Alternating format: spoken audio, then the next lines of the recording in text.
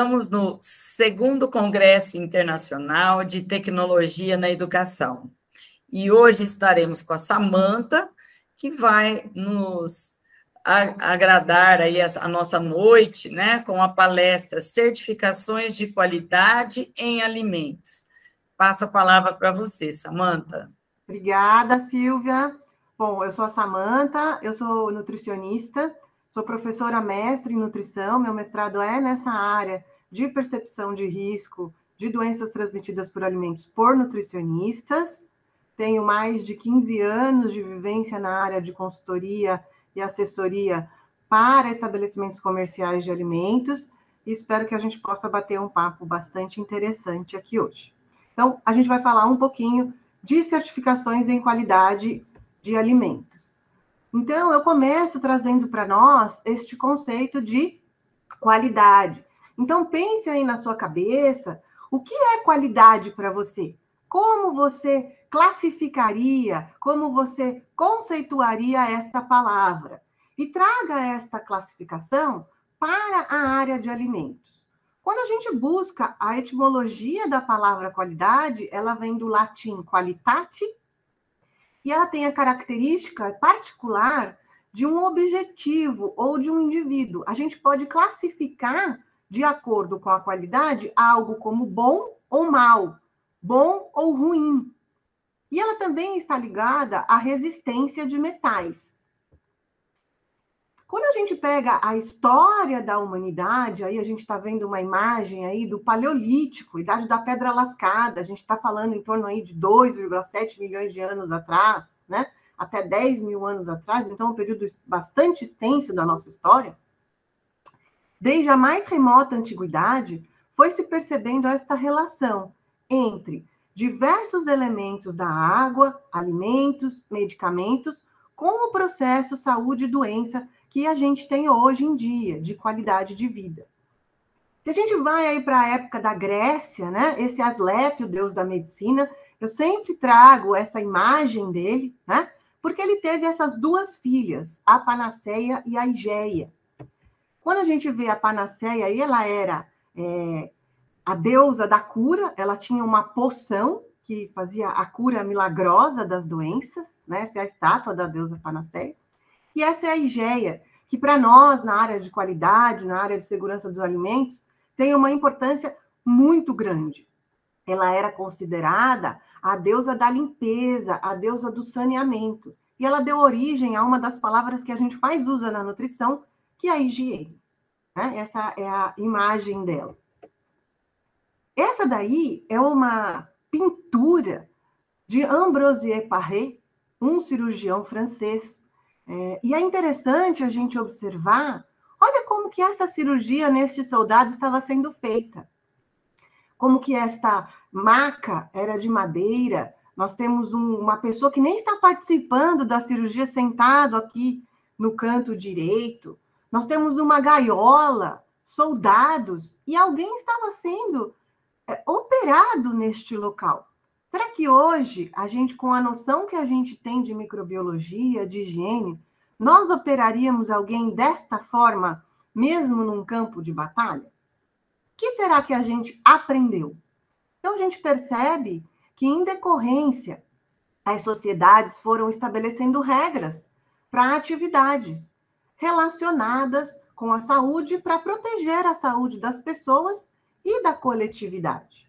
E essas regras, elas sempre estão ligadas a um desenvolvimento tecnológico, a um desenvolvimento científico, e elas estão intimamente ligadas à organização e ao poder. Quem manda nessa sociedade? Quem joga as cartas nessa sociedade? Porque não basta termos o desenvolvimento tecnológico e científico. Nós precisamos que essa organização de poder queira aplicar este conhecimento tecnológico e científico. Quando a gente olha aí esse pé de alface, não é propaganda desta marca, né? Mas eu quis trazer para a gente poder enxergar como que nós evoluímos.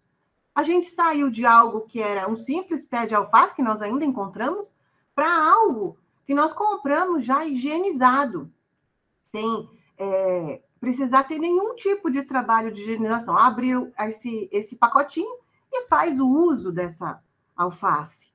Saímos dessas feiras em que nós temos a venda de alimentos livres para uma venda de alimentos já higienizados, já picados, já porcionados, inclusive com um garfinho ali, olha. A gente consegue comprar o produto para consumo imediato na rua.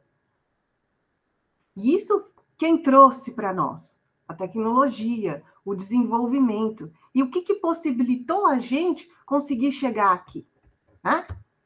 Então, quando nós trabalhamos com controle de qualidade, com segurança dos alimentos e com certificações, existe um saber necessário para nós, nutricionistas e profissionais da área de alimentos. Então, o primeiro deles é a nossa formação base, não é? A faculdade, o técnico, algo que nos dê a possibilidade de entender como é aquele mundo. Depois, o nosso conhecimento em relação ao guia alimentar para a população brasileira, as legislações aplicadas ao controle de qualidade de alimentos e à segurança de alimentos. Então, eu trouxe aqui para nós as principais, não existem só essas, né? Mas a gente pode selecionar aí para o ramo de restaurantes, para o ramo de comércio varejista, de UANS, a RDC da Anvisa 216 de 2004. E aí eu ressalto para vocês que sempre que a gente tem uma RDC, resolução da diretoria colegiada, ela sempre será da Anvisa, que é o poder máximo federal. Aqui em São Paulo, estado de São Paulo, nós temos ainda a portaria CVS 5, publicada em 2013, que é válida para o estado de São Paulo, então, cidade São Paulo capital e as cidades do interior. E aqui na cidade de São Paulo, apenas em São Paulo, nós temos a portaria 2619, publicada em 2011. Precisamos conhecer essa legislação, mas não precisamos decorá-la, porque nós podemos consultá-la sempre que for necessário. Além disso, dentro do controle de qualidade da segurança dos alimentos, nós temos outras ferramentas para trabalhar. Eu trouxe aqui algumas, existem outras, não é? Nós temos aí a análise de perigos e pontos críticos de controle, o APPCC em inglês e HACCP em inglês, né? Nós temos aí as certificações ISO 9001, né? E temos a certificação ISO 22000 específica para a área de alimentos. Então, cada uma delas vai ter uma exigência diferente e vai ter uma forma de aplicação diferente. E isso, para quem quer trabalhar com certificações na área de alimentos, precisa entender direitinho a diferença entre elas e como aplicá-las. Para a gente falar de alimentos, para a gente falar de certificações em alimentos, para a gente falar de legislações em alimentos, a gente precisa ir lá no início, né, dos nossos estudos e lembrar do conceito de perigo e do conceito de risco. Então, para você que está assistindo esta palestra agora, é interessante que você dê uma pausa nessa palestra agora e pense, o que é perigo? O que é risco? Como eu defino a diferença entre perigo e a diferença entre risco? São conceitos muito importantes e que muitos profissionais fazem confusão entre eles. O que é risco e o que é perigo. E aí eu trago para nós as definições consagradas pelo Códex Alimentários e pelo Manual do Controle Higiênico Sanitário do Dr. Enio, né? Que traz para a gente aí, olha. Perigo é sempre um agente de natureza biológica, química ou física que possa contaminar um alimento e causar um dano à saúde. Quando a gente vai para risco, e aí eu gosto bastante dessa imagem que você está vendo aí, que são esses dados. Quando eu jogo um dado, eu não sei que número vai cair, não é? Então, o risco é exatamente isso. Ele é uma possibilidade, ele é uma probabilidade da ocorrência de um perigo presente no alimento, que se manifeste no consumidor, e também, quando eu falo de risco, eu estou falando da magnitude deste efeito. Eu estou vendo se ele foi algo pontual, que não causou um efeito muito grave, ou se ele levou à morte deste indivíduo, deste consumidor, ou de um grupo de consumidores. Então, quando a gente fala de risco, a gente está falando de algo que ainda não aconteceu, mas que pode acontecer. E a partir do momento que ele acontece, ele deixa de ser um risco para ser um fato. E aí ele passa a ser um perigo, e a gente vai estudar isso quando a gente estuda, por exemplo, surtos, quando a gente investiga surtos de doenças de transmissão hídrica e alimentar. Como nós vimos, a gente tem de apoio para nós, para o nosso trabalho, né, uma série de legislações, e aí as legislações que nós vimos em relação à vigilância sanitária. No Brasil, a gente tem ainda a atuação em alimentos do MAPA, que é o Ministério da Agricultura e Pecuária, não é? Nós temos também, na área de alimentos, a atuação do PROCON, nós temos exigências do Corpo de Bombeiros e de outras fiscalizações que o estabelecimento pode necessitar, né? Como, por exemplo, CETESB, questão de lixo, questão de uso de água. Então, tudo isso vai entrar aí numa documentação, num arcabouço legal para o estabelecimento, que independente da auditoria ou da certificação que ele busque, ele precisará ter para poder funcionar no Brasil. Nós vamos precisar também ter o nosso conhecimento técnico-científico. Tudo aquilo que nós aprendemos durante a nossa graduação, nossa busca por conhecimentos de artigos científicos, de sites que a gente consulte, de locais que a gente possa buscar informação relacionadas a alimentos, né? Nós temos aí como base para nós, inclusive na formação de legislações, o Códex Alimentários. A gente vai falar um pouquinho dele aqui, né? Mas para você que não conhece o Códex Alimentários, você pode acessar na internet, coloca lá, Códex Alimentários, você vai conseguir ver as legislações do Códex, as orientações do Códex, não é? Nós temos aí a Organização Mundial da Saúde, trabalhando com essa parte, e nós temos também a Organização Pan-Americana da Saúde, que é a OPAS, ligada à Organização Pan-Americana da Saúde, que nos traz alguns materiais que são interessantes para a nossa leitura, tá? E fora isso, nós temos as certificações, que aí eu posso trabalhar com uma certificação de APPCC, eu posso trabalhar com uma certificação em boas práticas, olha aí, GMP, posso trabalhar com uma certificação ISO, posso trabalhar com uma certificação ISO 22000 específica para alimentos. Cada um deles vai ser um documento diferente, será uma certificação diferente. A diferença entre legislação e certificação é que a certificação é algo que o estabelecimento escolhe ter, ele quer ter, ele busca ter. E a questão da legislação é uma obrigação do estabelecimento seguir. Então, eu trouxe aqui para nós um breve histórico das fiscalizações, né? Esse histórico, aí eu vou atualizando ele ao longo do tempo, não é? Mas a gente percebe aqui no Brasil que nós começamos lá na década de 70, 80, né? A gente tem aí a questão das infrações sanitárias, né? A gente tem aí a 8ª Conferência da Saúde, a gente tem a publicação em 88 da Constituição Federal, a gente tem em 93 a publicação da Portaria 1428, que está válida até hoje. Na década de 80, aqui em São Paulo, de 90, desculpa, a gente tem a criação da CEMAB, que é a Secretaria de Abastecimento, e a gente tem aí um caso assim, bastante notório de surto de patógeno E. coli O147H7 nos Estados Unidos. A gente tem, em 98, a publicação do Código Sanitário Estadual. Em 99, a publicação da Portaria CVS 6, que foi revogada depois, em 2013, pela CVS 5, mas ela foi um marco na questão de sanitária de alimentos, né? Até esse momento a gente não tinha uma portaria tão detalhada, né? E a gente tem ainda, nessa época, a publicação da Política Nacional de Alimentação e Nutrição, que falava sobre a parte do controle sanitário de alimentos, não é? A gente tem ainda a criação, em 99, da Anvisa. Em 2003, a gente tem aqui em São Paulo a criação da Coordenação de Vigilância em Saúde, Vigilância Sanitária, né, para alimentos.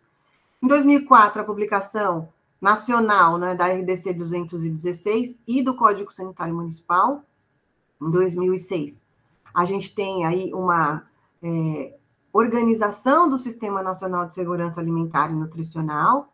Em 2010, a gente tem o direito humano à alimentação adequada entrando na Constituição, não é? No artigo da nossa Constituição de 88, e a gente tem a revisão da PNAM, né, em 2011. E aí, em 2011, a gente tem a publicação da Portaria 2619, em 2013, a Portaria CVS 6 cai, e em 2019, a gente tem ainda a extinção do Conselho. Né? Então, esse é um breve histórico das fiscalizações das décadas mais recentes, mas é interessante que a gente conheça esse histórico para entender por que nós atuamos, por que a vigilância sanitária atua do jeito que atua. Este daqui, né, é um quadrinho que eu trouxe para a gente dar uma olhada, para vocês entenderem um pouquinho melhor o que é o Códex Alimentários, o que é a União Europeia, o que é a FDA nos Estados Unidos, o que é o Comitê de Certificação da FAO-OMS, né? O que são as legislações do Mercosul e o que é a OPAS. Então, aqui tem para você entender como elas começaram e o que a gente faz com elas. Então, toda vez que uma vigilância sanitária, que um grupo de estudiosos querem saber sobre determinado assunto, a gente busca referência, além de servir de trabalhos científicos, de livros, a gente busca nestes locais. E eles nos ajudam e ajudam os técnicos da vigilância a montar as legislações. Então, é importante que a gente conheça também. E justamente por isso, eu trouxe para nós aqui algumas sugestões de leitura que eu deixei aqui com a professora Silvia para vocês. Tá? São materiais gratuitos que podem ser baixados de forma gratuita na internet. Então, o primeiro deles é esse aí, Higiene dos Alimentos, Textos Básicos do Códex. Tá? É uma leitura quase que obrigatória para quem trabalha na área de alimentos. Ela é bastante fácil, está em português, foi publicado em 2006. A gente tem informações relacionadas a quem é o Códex Alimentários, aí em 2005. E eu trouxe para vocês também, que está um pouquinho mais difícil de baixar agora por conta de que estamos em ano de eleição, mas quando a gente entra no site da Anvisa, a Anvisa tem várias bibliotecas de legislações. E uma delas é a Biblioteca de Alimentos. Essa daí eu fiz o download agora no mês de setembro, mas é importante que a gente sempre, antes de utilizar a biblioteca, dê uma conferida lá no site da Anvisa para ver se estamos utilizando a mais recente, porque eles vão atualizando. Isso é interessante porque a gente tem acesso às legislações de alimento por tema, então a gente consegue estudar de uma forma mais tranquila. Isso falando da legislação de alimentos Anvisa. Não podemos esquecer que temos legislações de alimentos específicas nas vigilâncias sanitárias locais e também no Ministério da Agricultura. Sabemos que alimentos contaminados podem matar. Não é? Então, qualquer alimento que não seja acondicionado, preparado, em algum momento desta cadeia, ele seja contaminado ou ele tenha a sua carga microbiana já existente ali, multiplicada, ele pode causar um dano à saúde da pessoa que fizer este consumo, não é?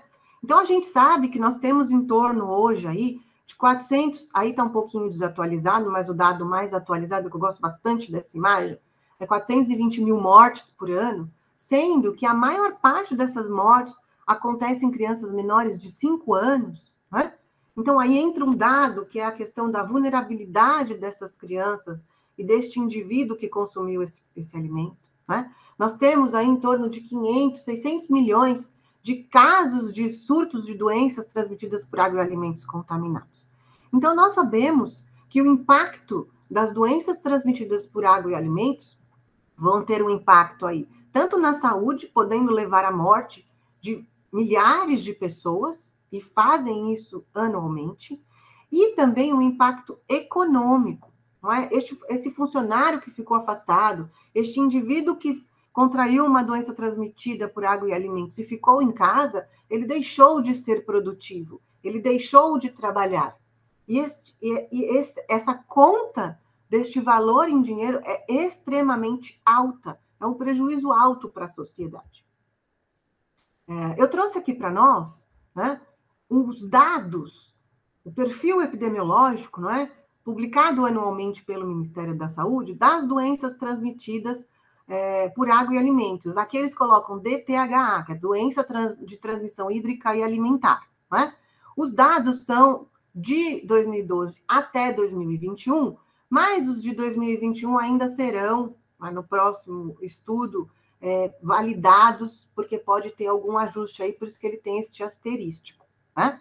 Então, a gente observa que restaurantes e padarias e similares, outros tipos de estabelecimento, instituições como alojamento, trabalho, creche e escola, eventos e hospitais são os locais, fora a residência, que mais ocorrem doenças de transmissão hídrica e alimentar. Ora, onde nós, nutricionistas, exercemos a nossa atividade diária? Quando a gente vai olhar quais foram os alimentos envolvidos, incriminados nestes casos, a gente tem disparado a água, depois alimentos mistos, que são aqueles alimentos que foram misturados com outros alimentos, e em seguida alimentos múltiplos, que é uma receita, que eu tenho a mistura de vários alimentos. Depois, doces e sobremesas. E, por último, leite e derivados. Então, a gente percebe que todos aqueles alimentos que sofrem bastante manipulação, que sofrem bastante mistura, são os que têm maior probabilidade ou maior risco de causarem doenças de transmissão hídrica e alimentar. E isso, se a gente não considerar a água, que numa cozinha, a água vai em todos os processos, não é? Desde a higiene de mãos do manipulador, até a higiene de todos os utensílios, de todos os equipamentos, de todas as bancadas que tem nesse estabelecimento. Quando a gente vai para os agentes etiológicos, ou seja, quem causa essa doença, a gente tem aí destaque Escherichia coli, com 30% dos casos, Staphylococcus aureus, que é uma bactéria que vive nessa região aqui, nossa boca e nariz, não é? Salmonella, né? Bacillus cereus e norovírus. Então, o que a gente observa aí com a Escherichia coli e com Staphylococcus aureus? São micro-organismos coliformes, né? São micro-organismos indicadores, que nos indicam o quê? Falha na manipulação de alimentos. Alguém que não fez algo que deveria fazer. De repente, houve uma contaminação cruzada. No caso do Staphylos, de repente, um funcionário ficou conversando com outro e contaminou o alimento. No caso de salmonela, será que foi utilizado algum ovo cru ou algum ovo que não foi processado, ou frango, e teve aí uma contaminação cruzada? Então, a gente consegue, só pelos agentes etiológicos, entender como funcionam esses casos de doenças transmitidas por alimentos.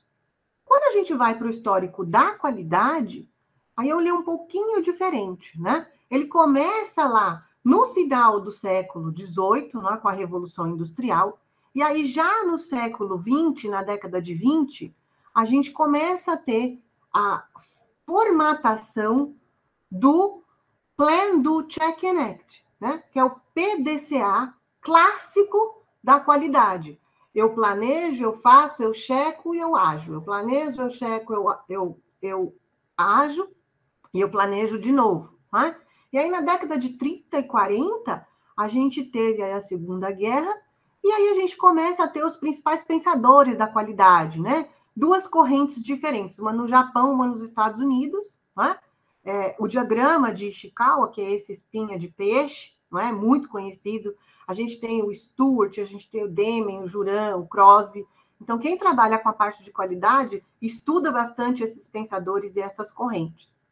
E na década de 50, a gente tem ainda, pela corrente japonesa, a estrutura do 5S, não é? Que é uma metodologia para a organização do estabelecimento, que a gente usa até hoje em alimentos. Em 59, a gente tem a empresa Pillsbury, contratada pela NASA, não é? Para desenvolver a alimentação dos astronautas que iriam na viagem à Lua. Na década de 70, a gente começa a discussão, porque a Pillsbury começa a desenvolver a metodologia PPCC, Em 87, a gente tem a criação da ISO 9001, e começam as certificações vindas deste modelo da qualidade, PDCA. Na década de 90, o APPCC ganha o mundo. Em 2005, a gente tem a publicação da ISO específica para alimentos, que vai integrar o PDCA e o APPCC dentro dela. E aí, mais recente, a gente tem a criação aí da cultura da segurança dos alimentos, não é? Com uma visão, é um item que não é auditável, mas que a gente consegue perceber de acordo com a missão, valores, pessoas, adaptabilidade, consistência, consciência dos colaboradores em relação a perigos e riscos. Então, esse é um histórico da qualidade. É o momento que a gente vive hoje. Quando a gente está falando de qualidade, a gente também fala sobre alguns conceitos, e é importante a gente entender a diferença entre eles. O que é garantia da qualidade, o que é controle de qualidade e o que é gestão da qualidade. A garantia da qualidade, do inglês Quality Assurance, é a forma de prevenir erros ou falhas, né, de produtos manufaturados. E esta prevenção de defeitos se difere da detecção ou rejeição. Tá? No controle de qualidade, que é o que muitos nutricionistas até se intitulam, eu trabalho com controle de qualidade, né? Ele envolve o cuidado com toda a cadeia produtiva, né? Da estruturação da área de produção, da manutenção de ambientes adequados para essa manipulação. Ela vai verificar aí pré-requisitos para alcançar esse programa de análise de perigos, né? E na gestão, a gente está vendo aí, tanto do ponto de vista acadêmico quanto do ponto de vista empresarial, é algo mais estratégico. É a forma como se dá a evolução do processo, né? Como que a gente verifica o que está acontecendo em toda a empresa relacionada à qualidade. É a gestão de todos os processos que estão participando ali, né? A gente consegue ver essa informação de forma mais clara neste desenhinho, né? Então, a hierarquia da qualidade. Eu tenho um sistema de gestão, eu tenho a garantia da qualidade e eu tenho o controle de qualidade lá no meio. Quem faz o sistema de gestão? A alta direção, quem decide sobre a empresa. E aí, se eu tenho um responsável técnico, ele tem que participar. Porque é ele que vai falar, isso aqui não pode, a legislação não permite. Ele tem que ter esse poder de reprovar. Porque é ele que tem o conhecimento técnico. Depois eu tenho a garantia da qualidade, que é uma função administrativa, e eu tenho o controle de qualidade, que é o colaborador lá, no setor, né? E aí a gente entende o que é a inspeção da qualidade, não é? A inspeção da qualidade para certificações eu vou estabelecer um parâmetro, eu vou, no caso de alimentos, eu vou estabelecer um processo, vai ser realizada por um colaborador, e eu vou ter a inspeção para verificar se este processo atende ao parâmetro que eu estabeleci. Isso eu vou chamar na inspeção da qualidade de requisito. E nós temos aí, no Brasil, não é, responsável pelas nossas normas técnicas, a ABNT, que vocês estão cansados de saber por conta das referências bibliográficas, não é, que vocês fazem aí, não é? Então, a gente tem aí a organização internacional que padronizou a ISO, a gente ainda tem, falando de alimentos, a GFSI, não é? Que é uma organização internacional sem fins lucrativos, com o objetivo de estabelecer padrões internacionais de segurança dos alimentos. A gente tem a CIAA, né, que é a Confederação de Alimentos e Bebidas da União Europeia, e a gente tem a FSC, que é uma certificação baseada na ISO 22000. Não é? Então, percebam que a gente tem várias possibilidades de certificação. Quem vai escolher isso? O estabelecimento, né? A pessoa que está na gestão ali, a diretoria.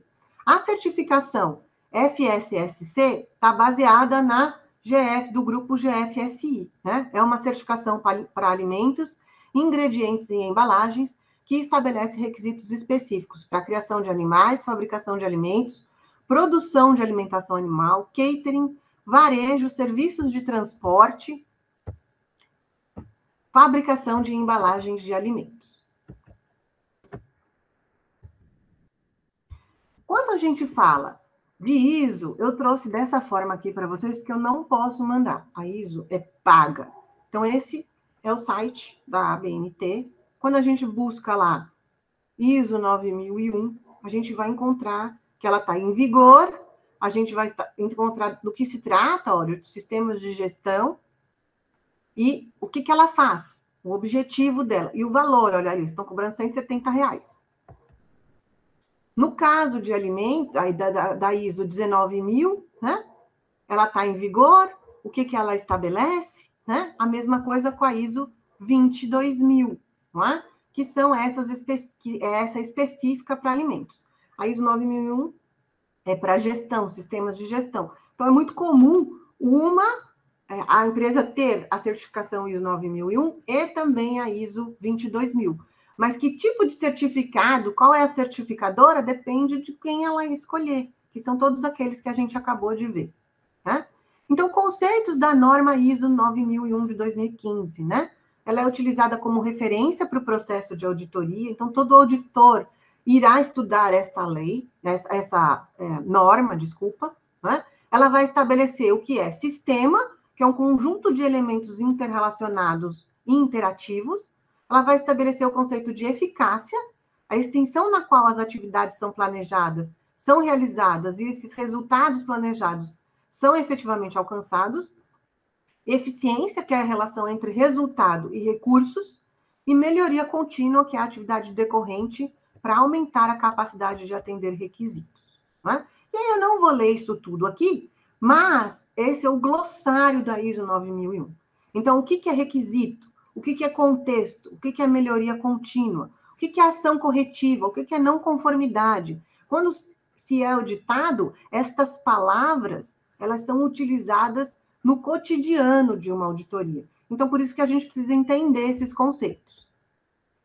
As normas da família ISO, do Sistema de Gestão da Qualidade, olha aí o SGQ ali em cima, né? A gente vai ter a ISO 9000, a ISO 9001, a ISO 9004, a ISO 19011, não é? E aí cada uma delas estabelecendo informações relacionadas a sistemas de gestão da qualidade, né?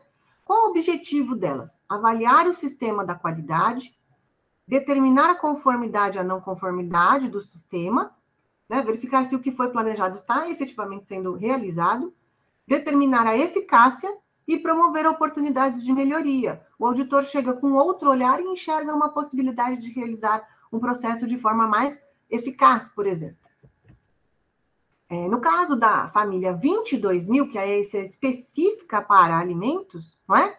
E aí a gente vai integrar com os sistemas de segurança de alimentos, a PPCC, né? A gente vai ter a 22.001, a 22.002, a 22.002.1, a 22.002.2, 22.002.3, todas elas falando especificamente para um pedaço da cadeia de alimentos, não é? Então, a gente tem aí o processamento industrial, a gente tem o processamento de serviços de alimentação, que seria para nós, em cozinhas, não é? Seria essa 22.002.2 de 2020, a gente tem para agricultura, a gente tem para embalagens, para transporte e para produção de alimentos. Então, o estabelecimento precisa ver qual que é aplicada a ele. E para você conhecer as normas ISO, existem cursos que você pode fazer. E não necessariamente precisa ser alguém com formação na área. Qualquer pessoa pode fazer um curso de ISO, não é? Esses cursos têm um valor razoavelmente alto, mas é uma certificação, algo que te abre bastante possibilidade de trabalho, se você conhecer e souber fazer uma auditoria ISO bem feita. A gente tem aí a ISO 22003, né, com o sistema geral de segurança alimentar, e a gente tem a ISO 22005, falando aí da rastreabilidade na cadeia de alimentos, e a ISO 22006, falando dessa gestão. Então, percebam, e da produção agrícola. Então, percebam que a família ISO 22000 é enorme, e cada uma delas tem um preço que precisa ser comprado, tá? Então, quais são os objetivos de uma auditoria? Confirmar a implantação do sistema de gestão de segurança de alimentos. Quais são os pré-requisitos? Isso, gente, é extremamente importante, tá? Quando a gente fala de certificação, o que é um pré-requisito? É algo que a empresa já tem que ter. Então, para ela almejar ter uma ISO, ela já tem que ter isso aqui, olha. Seguir as legislações sanitárias do MAPA, do PROCON, trabalhistas, bombeiros. Ela já tem que ter boas práticas implementadas. E ela já tem que ter a PPCC implementada. Aí ela parte para ISO. Então, essa parte, quando a gente fala seguir a legislação sanitária, que é onde a grande maioria dos estabelecimentos comerciais de alimentos e dos serviços de alimentação UAM estão hoje, é o básico do básico. Seguir a legislação sanitária é o mínimo. É o mínimo que deve ser feito. Isso é muito importante da gente lembrar, né? Então, quando a gente vai fazer uma auditoria, o que nós precisamos, né? Primeiro, planejar a nossa auditoria. Elaborar a agenda. Não existe auditoria ISO, auditoria de certificação, sem conhecimento dos setores, não é? Então, os setores que vão participar da auditoria precisam ser avisados que na semana tal terá uma auditoria, no dia tal, que ele será auditado no período da manhã, no período da tarde, ele tem que saber que isso vai acontecer. A auditoria, no caso da ISO, no caso de uma certificação, ela não é surpresa, não é? Todos os auditores que forem auditar, podem ser auditores internos da empresa, que vão auditar outros setores que não o seu, ou auditores externos, ou um mix, um de fora e um interno, precisam ser qualificados. A notificação dos auditores e dos auditados precisa ser realizada. Depois, a gente precisa preparar a auditoria, analisar os resultados das auditorias anteriores. Melhorou? Não melhorou? Teve mais não conformidade? Teve menos? Teve mais oportunidade de melhoria? O que a gente encontramos itens críticos ou não? Não é? Analisar os documentos da unidade. Isso pode ser realizado com antecedência ou no dia da auditoria, dependendo do local, e se a gente já conhece ou não aquele estabelecimento.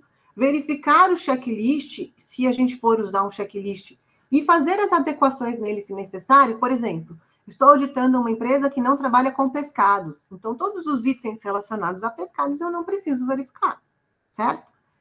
Imprimir os materiais necessários, e eu preciso, se for o caso, reservar uma sala, porque todos esses auditores internos e externos precisam ter um local para conversar, um local que eles possam falar sobre o que eles encontraram, preencher as documentações de conformidade, não conformidade, fazer o relatório. Então, tudo isso precisa ser realizado num determinado local. De preferência que tenha um apoio para eles, aí, um coffee break, um local que eles possam deixar os materiais deles. Não é? Depois que eu planejei a agenda, eu vou divulgar a agenda. Eu vou fazer uma reunião inicial com todo mundo que vai participar da auditoria. Faço a auditoria nos setores. Registro as evidências. Quer dizer, encontrei uma não conformidade, eu preciso pegar a evidência dessa falha. Ah, não preencheu a nota fiscal no sistema. Deixa eu ver a nota, qual o número da nota, quais produtos constam dessa nota. Tudo isso precisa ser evidente, eu preciso mostrar que não foi realizado. Registrar as não conformidades. Obter a concordância do auditado. Numa auditoria, nunca a gente vai preencher uma não conformidade se quem está sendo auditado não concordar com aquela não conformidade. Se isso acontecer, a gente vai levar lá para o nosso grupo de auditores e vai dizer, olha, o auditado não concordou com isso tudo aqui, o que nós fazemos? Você não vai decidir sozinho. Se resolver por fazer a não conformidade, então é o grupo de auditores que decidiu. Tá? É elaborado este relatório de auditoria e se faz o encerramento dessa auditoria. Eu deixei aqui para vocês alguns sites importantes, né? Então, o site da ABNT para vocês darem uma olhada nos catálogos das normas e o site da FSSC 22.000, que vocês podem dar uma olhadinha também, que vale a pena, tá?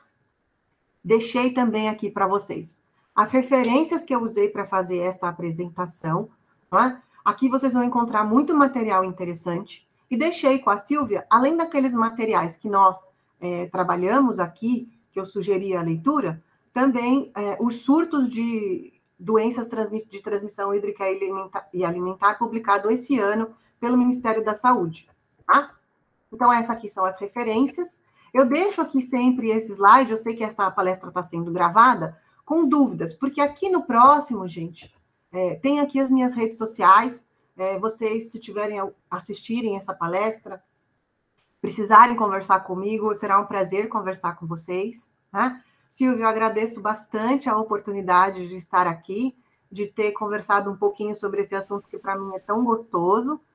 E se você, Silvia, quiser fazer alguma pergunta, estou à disposição. Sim, essa é uma área, né, na minha opinião, pouco explorada pelos nutricionistas, né? Sim. Para ser um auditor, então, é uma pergunta que os alunos sempre fazem, né? Eu preciso fazer um curso na especificidade do alimento que eu vou trabalhar. Por exemplo, se eu for trabalhar com bebida, eu vou direcionar para as normas e para as ISOs relacionados para a bebida, né? Específica, não é? Isso, na verdade, é assim. Depende. Se eu estiver fazendo uma auditoria em legislação sanitária, que são requisitos básicos, não preciso fazer curso nenhum. Vou aplicar o checklist da legislação. Se eu estiver fazendo uma auditoria em APPCC, é interessante ter um curso, porque você não vai conseguir fazer se você não tiver esse curso. Você vai ter ferramentas no curso para fazer isso, né? E, inclusive, você vai poder se ligar a uma certificadora. A mesma coisa no caso de ISO. Então, é uma possibilidade, sim, e tem um valor, aí, um retorno financeiro bem interessante, viu, Silvia? Eu vejo que eu tenho uma ex-aluna e quando eu fui professora, alguns anos atrás, né, eu falava sobre as certificações, que era uma área que poderia ser explorada. Há pouco tempo ela me ligou e falou, ela me chama de professora ainda, a senhora sabe, eu estou ganhando dinheiro com auditoria, eu segui os caminhos que você sempre falava na aula, desbrava a nutrição, saia dos caminhos, né? Todo mundo vai para a clínica, vai para a social, vai para o UAN, e a gente tem um caminho muito grande aí a ser explorado, né?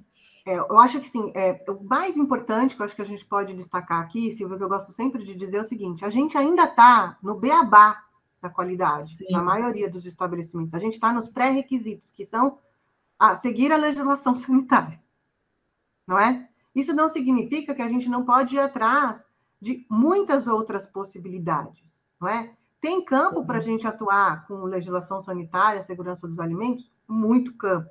Quando eu me formei, há 20 anos atrás, a gente tinha poucos nutricionistas nessa área e muitos veterinários. Inclusive, na Vigilância Sanitária aqui em São Paulo, a gente não tinha nutricionista.